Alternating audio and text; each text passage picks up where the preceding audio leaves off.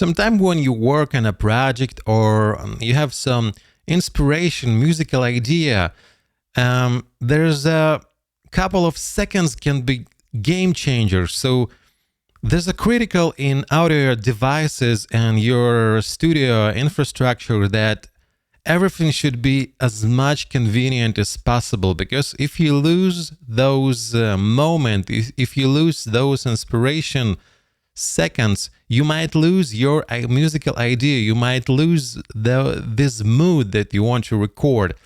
And in this video I want to focus on 7 usability downsides, 7 problems with the U-phoria 1820 that can be actually pretty easily fixed in the next generation. And in this video I design a sketch, a layout for the new generation. So Behringer, please welcome to look at this my layout of the second generation. And you who consider buy this Behringer UMC1820, this is a great device, right? This is a great price and everything, but it has some usability issues that you need to keep in mind, and it is not obvious at the start. It's only obvious when you're working with device like 6-7 months, and after using it in different condition, this small little but sometimes critical problems can appear. And I'm not saying that this device is bad and every other device is perfect. No, of course no. But in this video I just want to emphasize and just want to point out the 7 critical usability issues of the Behringer UMC1820, and you do your diligence, do your judgments, and I hope that in second generations they fix this.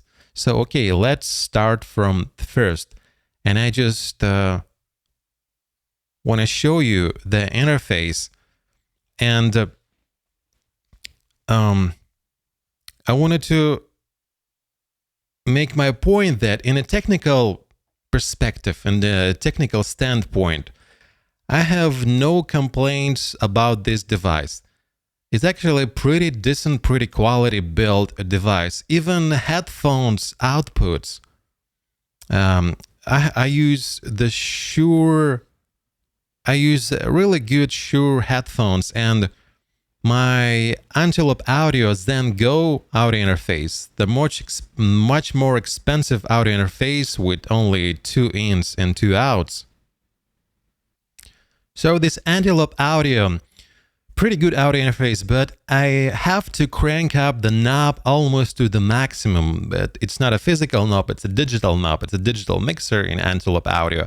So I have to crank up almost at 6, to the absolute maximum parameter in order to listen on a loud the audio signal through my headphones. So on a technical perspective, this device, I have no issues. Those preamps sound decent, sound great.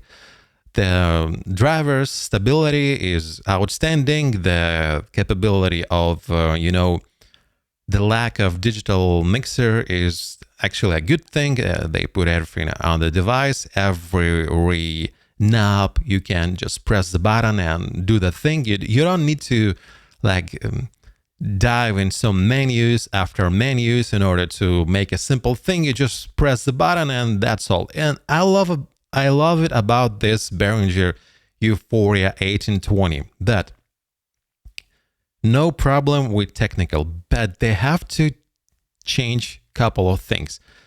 Okay, let's start first. The first is really critical, the knob color confusion. You see this, every knob in this device are the same color and the same layout and the same design. And I have really struggled sometimes in order to find gain 6, gain 8, monitoring or main out. It's probably easier because you have like ADAT opt in and out. So it's like your lighthouse for main output. It's easy to find. But sometimes if you wanted to find something in between, for example, monitoring, sometimes I get confused, especially when you need to crank the knob really fast. You know, you need to doing something fast. And why don't you Behringer make the great idea actually is to make gain knobs the different in a different color than monitoring and main output. Of course, the most great what they can do is actually not only distinguish with color, but also with the knob size. But we talk about this a little bit later. So they should change this, I think, because this is really usability issues. And let's go to the second issues. It's actually maybe even more critical.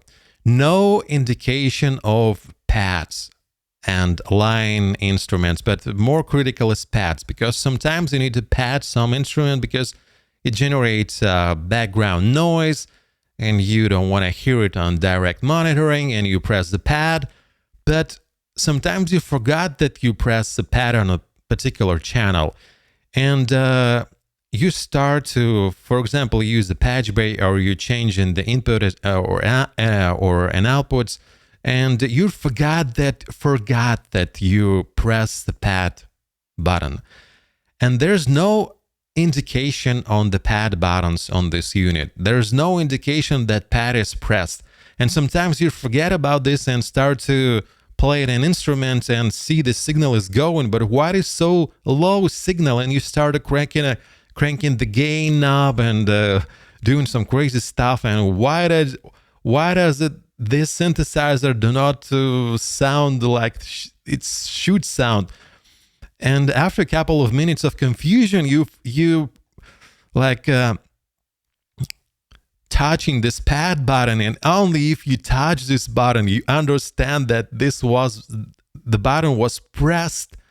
And if the button is pressed, it means that it's cut the 20 decibel of the signal from the input. So they need to make these pad buttons. I think the white color would be perfect, and or stayed in every color, no matter what a color is, but they need to be light on if they pressed. So if you press this pad button, it should be indicators. It should be small lead indicator that button is pressed. It's going to be so much convenient. If Behringer, if you just do this critical usability issues, so you can already launch the second generation and bump up the price for $50. Don't do anything else. Just make those inputs gain knobs a different color, and the lightable pads buttons, the distinguishable lights. So you already can launch a second generation of the U-phoria, and people probably gonna buy this. So okay, but it's not. It's only a second critical issue with usability. So third critical issue of this device is that this device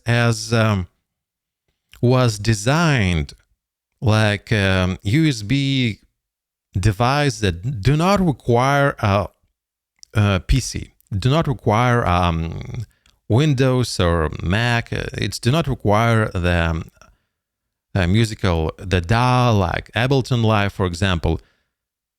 Why don't they go the full way? So they stop in the middle on one critical thing: no direct output routing.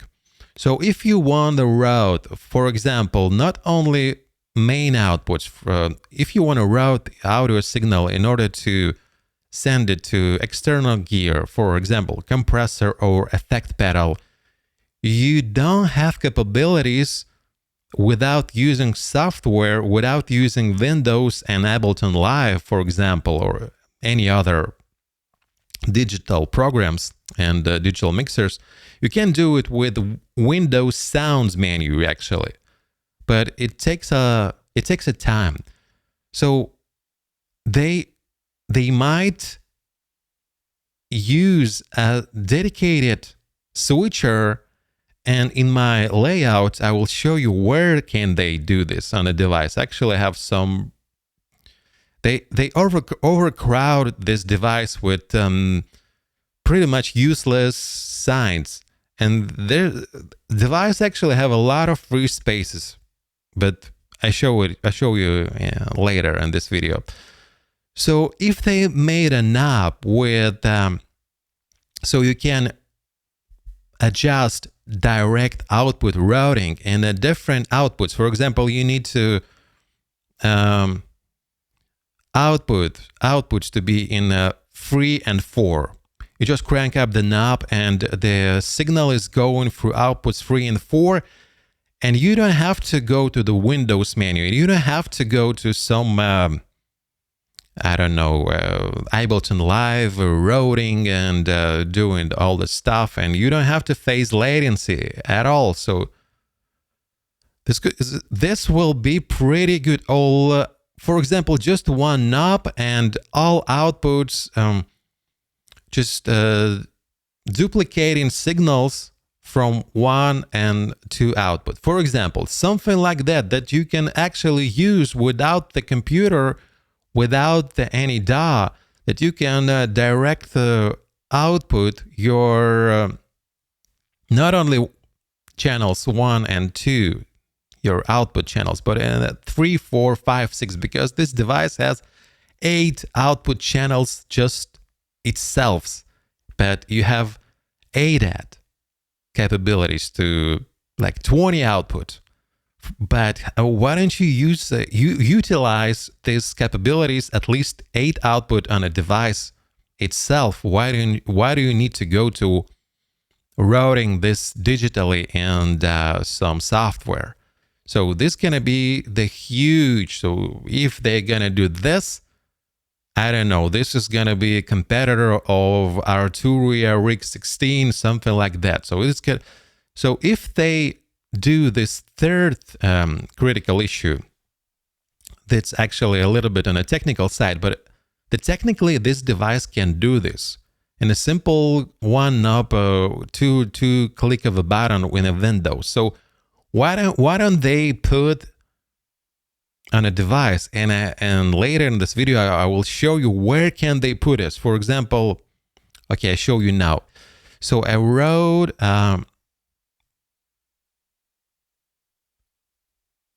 so I made a layout to second generation of UMC1820. As you can see, there's 2 versions. So the first versions and the second version. And as the first version, I put aside the second preamp. I just left the line in input. But I don't know, maybe it's not a good idea. So I decided to do like 2 versions. So the second version is still the 2 preamps on the front panel, but you can see I make a turn on and off button a little bit smaller, and I beneath the turn on and off button I place a huge knob, and people love huge sexy knobs, and this is what I actually lack of. Huge big sexy knob. And this is actually a good idea to route this knob to output change. This is gonna be a really great feature. Okay, let's turn it off and continue to. It's only a third issues with this device, but it's not an issue like the big issue. If I start digging in the other manufacturers, I can find much more issues. So it's just like my sense of perfectionism. It's wanted to change, and because this is a much more convenient way to operate, and with this device if they implement these features.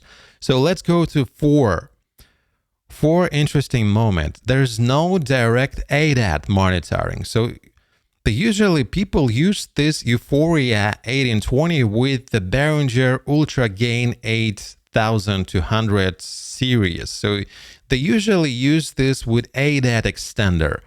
And there's no way you can monitoring this ADAT extender. Yes, I understand this probably a little bit complicated on the technical side. But if they can do this, if they implement direct ADAT monitoring in this device in the second generation, it's gonna just only that. It's gonna lift the device and capabilities to a whole different level, because you could have a direct monitoring of 16 input channels. There's not a lot of interface with the 16 input channels direct monitoring with preamps, not only with line ins, because Arturia Rig 16 has 16 direct monitoring channels, but it's only line in channels. Arturia have only 2 preamp, I guess, or 3 preamp, or 4. So no 16. If Behringer can implement this preamp is ADAT monitoring, so there's gonna be 16 channels, 8 input in the 1820 and additional 8 from ADAT. There's gonna be huge, because I really like that Behringer make this device with focus on going fully computerless, fully DAW-less. So everything on the device, no digital mixer, no digital bullshit menu diving. I really like this, but if you go that way, go until the end. So no latency DAW monitoring for ADAT. So just press the button or just like insert the. So I don't think they need to separate that button for direct monitor for ADAT. So I think they need just to add it as it is. So you connect the ADAT extender, and that's it. That should be it. So that should be direct monitoring in this U-phoria. I don't know how they can do it, but they probably can do this. So Behringer, I believe in you. In the next second generation, if you can do this, it's going to be the game changer. It's going to be for those who use there's like bundle with U-phoria 1820 and Ultra Gain 8200. So this is going to be the game changer. This is going to be like huge. So, and then we go to 5. I already like touched this moment in my first issues, but I want to see my sketch again, and I want to emphasize the importance of distinguishing the buttons with different colors.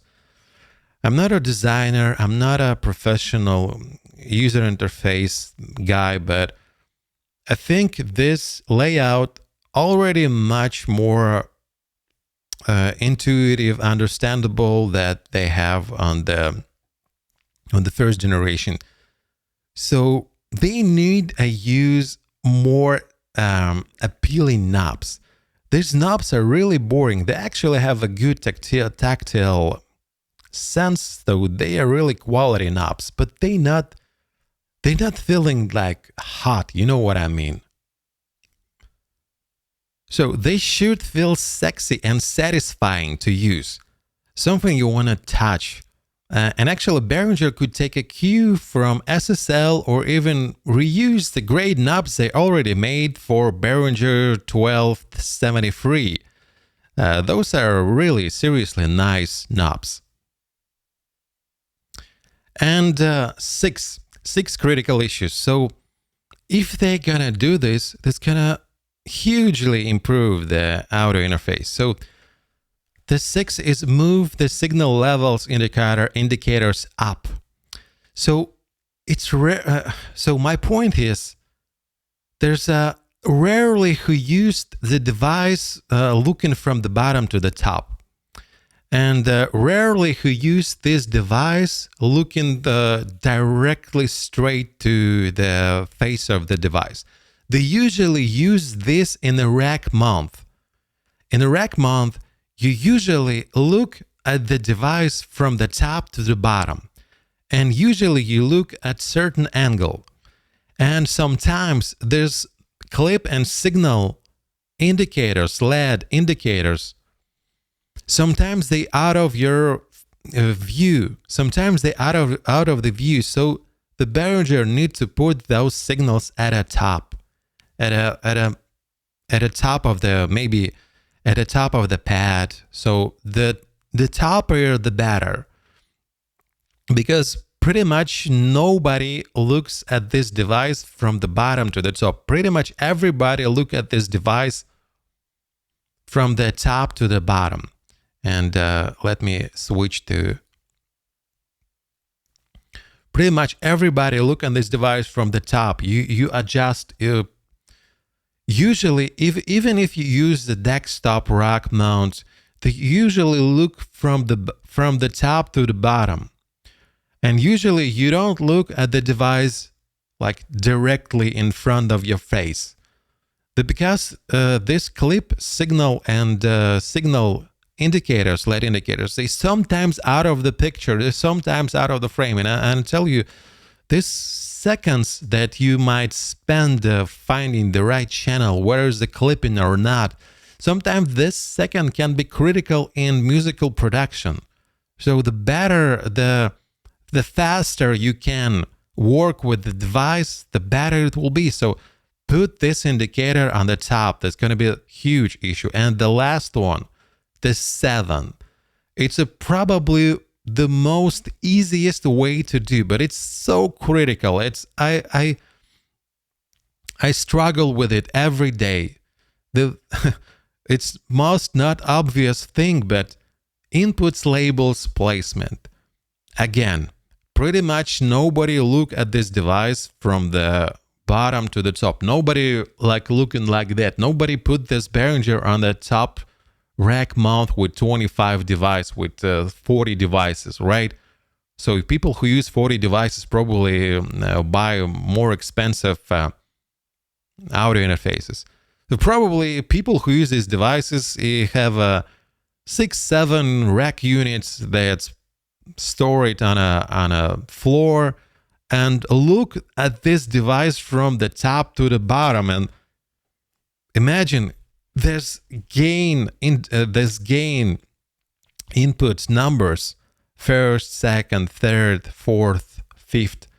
It's impossible to read. They struggle every day about this.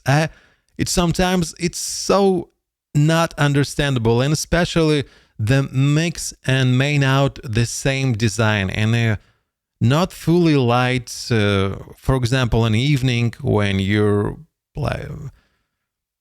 not every situation you have completely lights on the device. Sometimes it's a little bit dark in a room. And if so, that's pretty much impossible. You need to spend seconds, 10, 20 seconds to distinguish where the channel is. So the simplest solution, just put the number of the input on the top. And I can show you in the sketch again, this pretty easy thing to do. So you take a look at this, the pad and the number of the input. And why Behringer needs to remind us every second that it has meters preamp. So we know that it has meters preamp. For God's sake, we know this. There's no necessary information on the face of the unit. So okay, at least Behringer, you can put this meters somewhere on the face of the unit, but not on every knob. This is not important information when you work on this device. And put the number of the input on a top, because usually people work with these units and look on these units from the top to the bottom. And if you're gonna do this, Behringer, I'm guarantee if you implement those 7 features on the second generation, you can, even without changing anything technically, even without changing preamps, you can left this 24 bits, 96 kilohertz.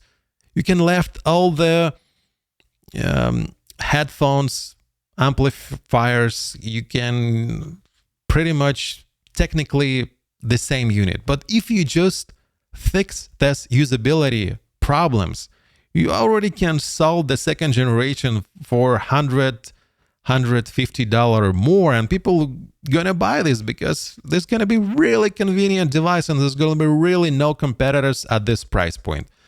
So Behringer, if you're gonna use it and if you like my video, so send me the whole bunch of the analog synth and I'm gonna make a review of this. But I'm gonna be making honest review, okay? So no, but okay, Behringer, no, I hope you're gonna do this because I like the device, I love the device, but this really easy fixable issues can really turn the page, can really this can really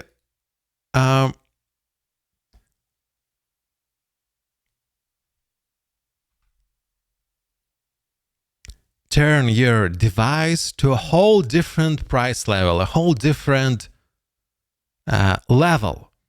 So there's gonna be huge if you just do this 7 issues. And if you consider to buy this device, so just keep in mind that these issues exist.